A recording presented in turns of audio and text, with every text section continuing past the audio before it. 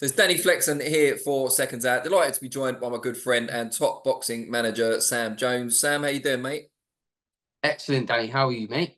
I'm very good, thank you. You had the situation recently with Jack Catterall's fight being postponed. Obviously, the injury or the illness against Regis You've not Prograis. spoke since then, Danny, no? Don't think so. Not since it was postponed. Oh, wow. Okay, yeah. You've neglected me, Sam, Postponed. is what you're saying. I'll forgive you. I've not done that many interviews recently, to be honest with you. So it's not neglect, mate. But yeah, we can have our catch up now, though, can't we, Danny? But yes, Jack had to postpone. Little injury. It would have affected his performance, and at this level, we're not doing the disrespecting the fight that way. Like to not be going 100%. Jack needs to be 100%. He's at the top end of the sport. I won't say the top, so I'll get some stick for saying that. But he's touching the absolute pinnacle of the sport. So we can't be running the risk now. Where does it put him a win over Regis Prograis in that fight? Where does it put him on the world stage then? I think Jack's again. Listen, I'm not going to go into it. Oh, he should have been undisputed because we know what the story there was, which we solved against Josh Taylor. But Jack, for me, he's right up there, isn't he? Like if the Teofimo Lopez's of the world. But Jack's one of those people. I know it's my job to look forwards, right? And like, of all situations of what happens in the fight, but we believe Jack's going to win, and then I've got a pretty good idea what we're going to do after that. But Regis Prograis is a world-class fighter, two-time world champion that can really punch. So you can't disrespect someone as good as that by looking past them. And Jack's the ultimate professional, best professional I've ever worked with. So Jack is very much Regis Prograis. Then we'll talk about what's next. Now, we haven't spoken since that was postponed. We also haven't spoken since Derek Chisora defeated Joyce, which for some people was an upset. I think perhaps you and I had different ideas going into the fight, considering Joe's decline, I think it's fair to say, from his peak. What did you make of the fight? Was it hard for you to watch? Well, it's like what you know, Danny, right? It's very difficult for me to weigh in with my opinions because I used to be with Joe, like, I can't say 24/7, but when he was in camp, I was with Joe every day. I used to live with him for 8 weeks at a time. Whenever he was in camp, I was in camp with him. So I knew what he was eating, what he was doing, and how he was living and how he was training. I've not been a part of that for a long time now. I don't know how long it's been. I think 2 years now. Over 2 years, it might be. And look, Joe looked very good against Joseph Parker. And I know people will say, oh, yeah, well, Zhang was just his kryptonite. I don't really see it that way. I don't know what's like been the change in it, but there has been a decline, a rapid decline in his performances with Joe. And I'd always said it was nothing to do with his chin. Like, as you saw against Derek Chisora, like there's no wrong with Joe's chin. I know Derek put him on the floor, but there's nothing wrong with his chin. But I don't know. I just had... when Adam Hamed boxed on that card, I left with Adam after that. I left. I didn't stay for the main event because, one, I like Derek as well. I really respect and like Derek Chisora, and I knew it was going to be one of those fights where you're watching it kind of like through your hands kind of thing, because there's going to be a lot of bumps and bruises in that fight. Now, going to his performance, it's not the Joe. We know it's not the Joe that we're like, because everyone says, oh, look, Joe was a fraud. He's a fraud. Okay, what happened if Joe, the guy that boxed Daniel Dubois, or Joe, the guy that boxed Joseph Parker, boxed that Derek Chisora? You tell me what you think. Do you understand? So it's not, oh, Joe's a fraud. It's just that there's been a decline in Joe's performances. That's a fact. That's just a fact, and it's hard for me to watch it and see that, because I know the Joe Joyce I was around. Do you understand what I mean? I know the Joe Joyce that I was around, and that guy we've not seen for a while now. Yeah, well, as you say, I mean, he's lost 3 of his last 4. Yeah. Zhang, you could say, as some people have, as you mentioned there, maybe just his kryptonite. Maybe we'll always have his number. But then laboured I against don't really Cash see it Ali. like that, Danny. I don't see it like that. Yeah, laboured against Cash Ali, losing to Chisora, who prime for prime, you would have expected him to defeat. Have you got a strong feeling now regarding whether he should carry on? Yeah, it is, and like I sort of had that feeling after the second Zhang fight. But Joe it's like Derek Chisora. Derek Chisora, people have been saying to, oh, retire, retire, retire. But it's very difficult to tell someone like Joe, whose boxing is that's what he does. It's how he earns his money. It's very difficult to tell him to, right, that's enough. I mean, I have my feelings about it, but ultimately it's going to be down to Joe and Adam to make that decision. Well, Joe, really, because he's not like a kid, is he? He's a 38-year-old man, soon to be 39.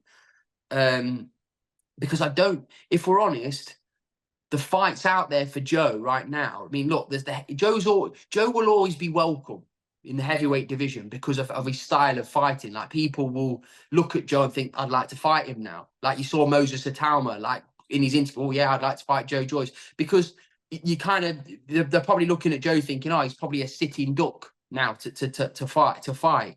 And I don't want, me as a friend, and I wouldn't want to watch Joe become a parody of himself.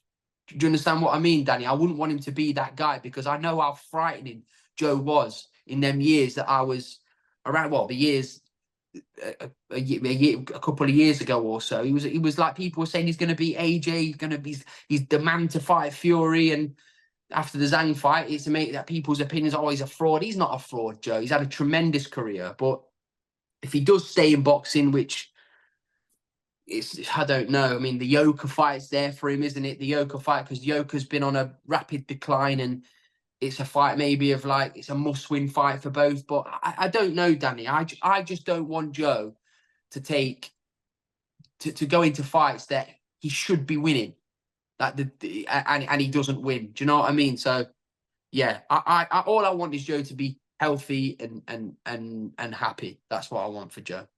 And as you say, you're still close friends with him. Is this a situation where you would reach out to him and say, look, it's your choice, obviously, you're a grown man, but I think...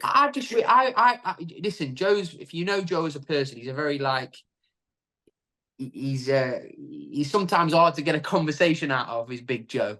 So I just reach out and say, look, Joe, you need me for anything, I'm here always. That's the way my relationship works with Joe. But he's a big boy, Danny. He'll make his own decisions. If Joe feels like he wants to fight, then Joe will carry on fighting. But like what I said to you there a minute ago, me as a friend and someone who cares about him, I don't want to see Joe involved in a fight where thinking, come on, Joe, you can't be losing to that caliber of opponent or that. So you want to see the best of him. But look, he's not a spring chicken, Joe. He's not a spring chicken. He's 39 in September, so next month. So yeah, look, it's a decision for Joe and Adam as his manager to come to a decision on what they're going to do next. But Adam cares for Joe. He's been around from the beginning. Well, as was I. Obviously, I left a couple of years back, but he's got a good family. We'll see what happens with Joe Joyce. But I know it's going to be hard for him to kind of go out that way. It's going to be hard for him to probably accept and go out that way. But listen, whatever Joe does, I'll support him. You left before the first Zhang fight, right? Yes, I left before. I left after the Takam fight. Would you, looking back, I know it's hard to say in hindsight, would you have made the Zhang fight? Would I have made the Zhang fight? The Joe Joyce that I was around, yeah, I would have. It's easy for me to sit here and say, I wouldn't have made the Zhang fight and throw shit against Adam and their decision. But yeah, I probably would have, because I've watched Joe spar big southpaws. I've watched Joe in the gym against big punchers, and I've seen what Joe Joyce does to those people. It's not as if Zhang's fast. Yeah, he's sharp for 30 seconds of a round, Zhang. But even to this day and to this point, I don't want to slag Zhang off because he's clearly a good, big, strong heavyweight with talent. Do you know what I mean? But I don't think he's I don't think he's anything special. I'll be honest with you. I don't think he's anything. I do not think he's anything special. Parker showed that. It's all about it's a hard one to say, but like I don't want to do Zhang a disservice because he's done very well, Zhang, especially at 41 or whatever old he is. He's done really well, but I don't think it's like if Usyk boxed him, Usyk could just make him look stupid. Do you know what I mean? If Usyk boxed him, I think AJ would knock Zhang out in 4 rounds. I think Daniel Dubois would knock Zhang out early as well. I don't know. But good luck to that. I mean, the heavyweight division's brilliant, isn't it, at the moment? There's lots going on. My old mate Guido is boxing the big Makhmudov, and I think Guido's going to do a right job on Makhmudov, and I think that's going to be Guido's coming out kind of display because Guido's been a pro now. He's had a couple of poor nights, but I know Guido's a good fighter, and I know Guido, that kind of style is good for Guido, like a bit slow and stiff. So yeah, great. It's great times, especially what His Excellency Turki Alalshikh is doing especially with the heavyweights at now. He's making all the best fights. So yeah, long may that continue. I know I swerved off subject, but yeah, it's a great time it's a great time for boxing, especially as the heavyweights right now. All the best fights are being made. Well, you mentioned Turkey, so it's a neat segue to talk about him being in the news in the last couple of weeks, warring with Canelo. I guess, first of all, what did you make of him going public on Twitter, X, with his comments about Canelo? Well, you're dealing with two, obviously, big characters. Obviously, Turki Alalshikh has been in boxing, a year? And he's already probably he's the most influential person in boxing. Would we agree with that? He is, isn't he? Yeah. He's number one. Canelo, boxer-wise, as an actual boxer, is probably still the biggest draw in boxing, or definitely top 2 or 3, the biggest draw in boxing. So there's two big personalities. Canelo does business his way, and he's used to doing it his way. And Turki Alalshikh is, from what, I mean, I've not actually done any business with him as of yet. From what I'm told and what I know, he does business like that, which is what I personally love. I love like getting on a phone call or meeting, and that's it. Fight made, money agreed, fight made, and that's how he does it. Canelo does it his own way, and I just think it was a little clash, but I don't think it's nothing that a dinner and a conversation over dinner would sort out. I think people might be reading a bit too much into that. I think it's a bit of a back and forth, but it happens all the time in boxing. Do you know what I mean? Like, look at De La Hoya. He rips Eddie Hearn constantly, but I'm sure he'll make fights. That's the world we're in. But boxing's in the best place it's ever been right now, as a whole. You, as a manager, have never been shy about getting into wars of words with boxers directly.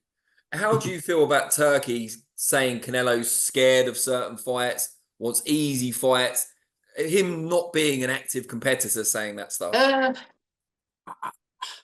I don't know. I think it's probably more Canelo said something and then Turkey is obviously responding maybe in the heat of the moment. And listen, Canelo's not, he's many things. He's not a coward, Canelo. Do you know what I mean? Like, look at his resume. But the bottom line is, which I do agree with Turkey, is that he wants to see like the best fights made, the Benavidez fight. That's the fight we all want to see. Like, if you literally wrote on a notepad on the fights you want to see, in your top 5 would be Canelo against Benavidez. I'm not speaking on behalf, but I know it would be on mine. I want to see Canelo against David Benavidez. So Turkey's probably thinking, look, like, you've been negotiating with Eubank Jr., which is a fight nobody wanted to see. Absolutely nobody wanted to see. And Berlanga. I got stick for saying that I preferred to see Berlanga against Canelo than I did Canelo against Eubank, because I think, I don't know, Belanga's a bit bigger and he's fresher. And I don't know, but we don't know his ceiling yet either, do we? We don't know his ceiling, exactly, Danny. We don't know his ceiling. All I know is, out of the fights that they were being negotiated, I mean, I was hearing the Charlo brother. I mean, no one wants to see that fight. definitely no one wants to see the Eubank Canelo fight. So the Berlanga fight for me was the best out of those three. Best of a bad But bunch. like what I keep saying though, out of is that we want to see Canelo Alvarez fight David Benavidez. That's the fight. That's the fight we all want to see.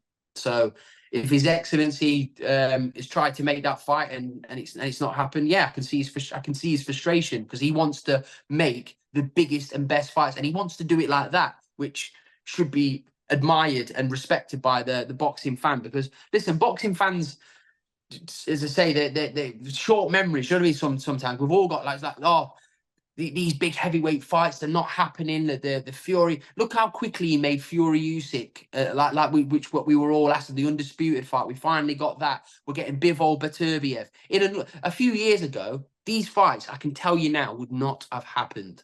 They would not have happened. So, and the card I'm hearing they're doing for October, the Bivol Beterbiev card, is it's outrageous how good that card is. So long may this continue, Danny. Well, talking of Fury Usyk, obviously the rematch takes place in December. Another huge Riyadh season card to look forward to. Fury has made the decision, according to his manager Spencer Brown, that he won't be changing the personnel in his corner. That doesn't mean the training won't change, but the personnel remains the same. What did you make of that? I wasn't entirely surprised, but is it the right call?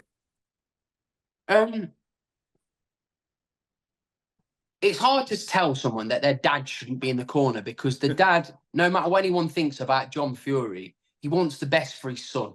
Do you know Especially what I mean? There's no doubt about it. Like people have their opinion of John Fury, right? Some good, some bad, right? He divides opinion. But regardless of your opinion of him, he wants the best for his son. I'm sure he wants the best for his son. But it's very hard for Tyson to say to your dad, piss off. Do you know what I mean? I don't want you around, or I don't want you in the corner, even if it would probably be for the better of his. It's very difficult to say that. I just think in Tyson's Tyson, I'm not saying he doesn't need instructions, but he's 35, 36, isn't he, Tyson? He's probably not going to get any better than what he's been. If anything, you go probably further backwards as you get older. So he just probably needed less noise in his corner, less noise. So I don't know whether he'll say this time, okay, my dad, you hold the bucket kind of thing, and just try and let one instruction come out. I don't know, but it's obviously a pivotal moment in Tyson Fury's career against Usyk, and I hope he does it for selfish reasons. One, because I like Tyson Fury, but secondly, I want to see him fight Anthony Joshua.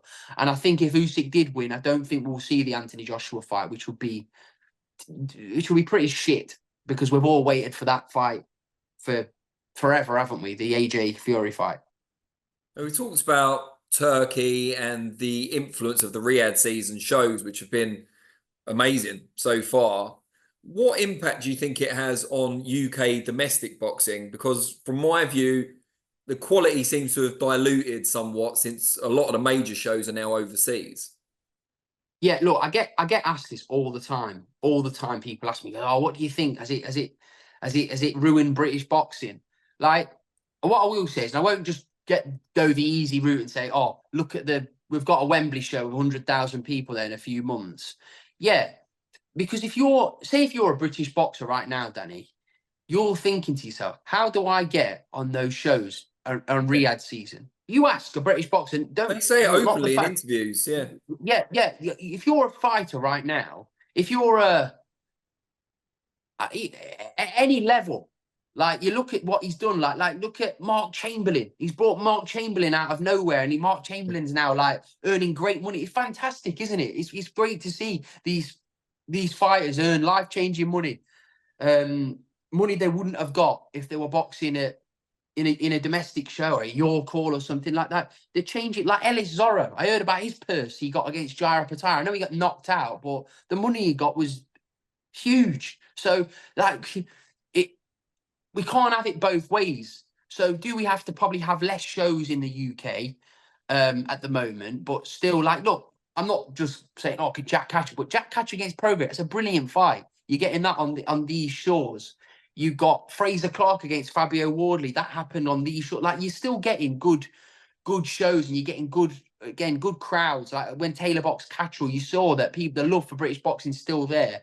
I don't Is know it an whether I'm trying. opportunity, do you think, for the likes Yeah. of GBM, Wasserman, Boxer Yes. Yeah. as well? Absolutely.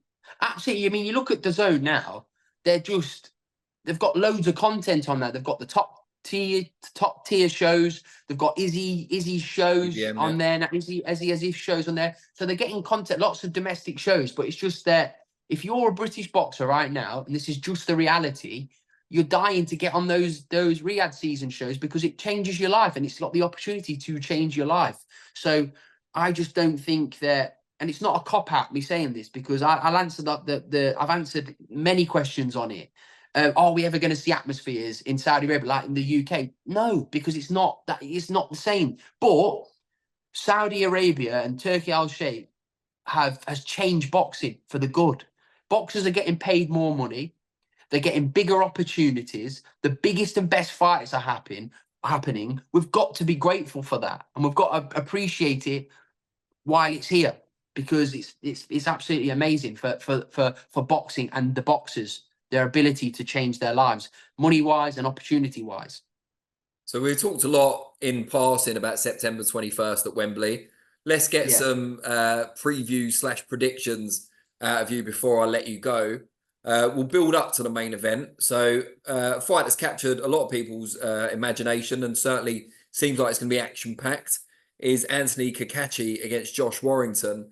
Kind of an unsung hero against someone who's been there and done it and maybe slightly on the downslide. We'll wait and see. But what do you make of that fight? I think it's a really good fight. Crash bang wallop. It's a brilliant fight. Josh Warrington's never in a boring fight, is he? Underappreciated guy, Josh Warrington. I mean, people don't say, oh, he lost against Lee Wood, but he was ahead on the cards in that fight. He lost against that Lopez. That was a really close fight, by the way. That was a really, really close fight. He won the second. He lost the first half, but he won the second half of that fight. Who else did Warrington let? He got knocked out, didn't he, by Mauricio Lara. But Josh Warrington's still fit. He's still strong. I think he's above weight, isn't it? So like it's he's. I have a feeling that Josh Warrington could win that fight. Okay, interesting. There's two big middleweight fights on the show. One of which could easily have taken place at Super Welter a couple of years ago between Josh Kelly and Liam Smith. First of all, before we talk about the result, what do you make of Josh Kelly, #1 in the world with one of the governing bodies at 154, kind of risking that standing, I suppose, going up to middleweight against Liam Smith? Because it's a great opportunity. The National Stadium, Liam Smith's a former world champion, big name, big profile, coming off 2 big fights against Eubank on pay-per-view. This is Josh Kelly's moment, isn't it? This is his moment. We didn't see the best of Liam Smith in the last fight. I mean, Eubank deserved a lot of credit, but that wasn't the Liam Smith that we know in that fight. And anyone's stupid if they think otherwise. Liam Smith was, I believe, was just fighting to make weight in that fight, and probably shouldn't have really boxed. But as I say, it's going to be a fantastic fight, especially if we see Liam Smith back to his brilliant best. It's quite a step up for Josh Kelly, given the opposition he's fought since Avanesian. No, this is Josh Kelly's. You can't compare Avanesian and Liam Smith. Liam Smith's a 2-time world champion and boxed. Oh no, sure, but the time he fought him as well, Kelly was a much more the time he fought, but inexperienced guy. this is by far Josh Kelly's biggest test against Liam Smith. It's the best opponent he's boxed by miles. All right, well, I'm going to let you off not giving a prediction for that one, as long as you do give one for the last two. Hamza Shiraz, obviously Tyler Denny. Strange one in that Hamza Shiraz, I think, is #1 with 2 governing bodies. Oh no! If you want my prediction, I think Liam Smith's got to be a favourite in that fight. Liam Smith's the favourite, just off experience. Josh Kelly is a phenomenal talent, and that's why I'm really intrigued into the fight. I like Josh Kelly a lot as well, but it's a hard fight. If Liam Smith is the Liam Smith we know, that's a hard night for Josh Kelly. But yeah, moving on to the Hamza Shiraz fight against Tyler Denny, I think Hamza Shiraz wins that fight. I think he's on fire at the moment. I think he's got brilliant backing. He's he's a huge middleweight as well. He was a huge. Remember when he was at 154 Yeah. as well? Like, he's a massive middleweight. He's got a brilliant jab. And yeah, I think how can you not wish someone like Tyler Denny well as well, though? What a story he's had. So like, you wish him all the best, but you're asking me for my my opinion on who I think is going to win. I think Hamza Shiraz wins the fight. And Shiraz is world number one with a couple of bodies. How much chance you give him against Janibek if that were to happen after Denny? Yeah, I think I give Hamza Shiraz a chance of beating anybody at middleweight, just of his sheer size. But he's coming on, like he's looking better each fight, isn't he? I thought he was outstanding in not the last one. He was very good in the last fight, but I thought his performance against the Ukrainian, the fight before, he was magnificent in that fight. Do you know what I'm talking about? The one on the Usyk undercard, Usyk Dubois undercard. Oh, Mitrofanov, I think his name was. Hamza Shiraz Pulled that one out of the bag. Yeah, I mean, listen, I had a feeling what his name was, but I didn't want to disrespect his name like that. In Poland, that one. In Poland, that was it. Yeah. I thought he was brilliant in that fight. So yeah, I think Hamza Shiraz is got to be the favourite against Tyler Denny. But when you're as confident and you're on the run like Tyler Denny is, he's going to take some beating as well. So yeah, really looking forward to that. And in the main event, it seems the camps are taking very different approaches in the sense that we've heard from Ben Davison, I mean, not us personally, but he has been in the media in the build-up. We've spoken to at least two Joshua sparring partners who are all saying the same sort of thing. You know, he's more aggressive than he was before because a lot of them have sparred him in the past. Ben Davison's brought more out of him. Full credit to him. And then you've got the Dubois side. Don Charles hasn't said a word. Kieran Farrell, his dad, not hearing anything from them about who he's sparring, how he's looking. That's good. That's good.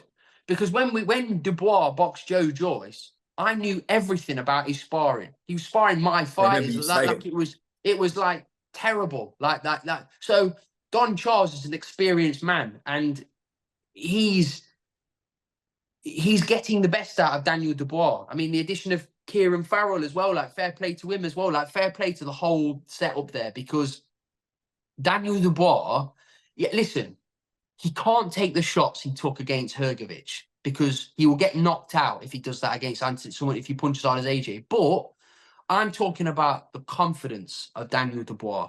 The confidence we've seen in Daniel Dubois, the change was the Miller fight, the change in the Miller fight. Like, because he had many times where could have got difficult in there with Jarrell Miller. We saw it, like we thought, oof, could Daniel like not quit, but like and we saw him come through it. And we saw him come through it, and then he's kind of come of age, hasn't he? He's kind of come of age, especially in the Hrgovic fight. That was a massive win. And he deserved to win the IBF belt off the back of that. That deserved to be for the vacant belt because he's currently the world heavyweight champion, isn't he, of the IBF? But you don't really, people won't really think he's of that. Do you understand what I mean? They won't think much of that. That should have been his moment where he beat Hrgovic there, because he was brilliant, because he took some big shots. He was brave, he was tenacious, and he let his hands go.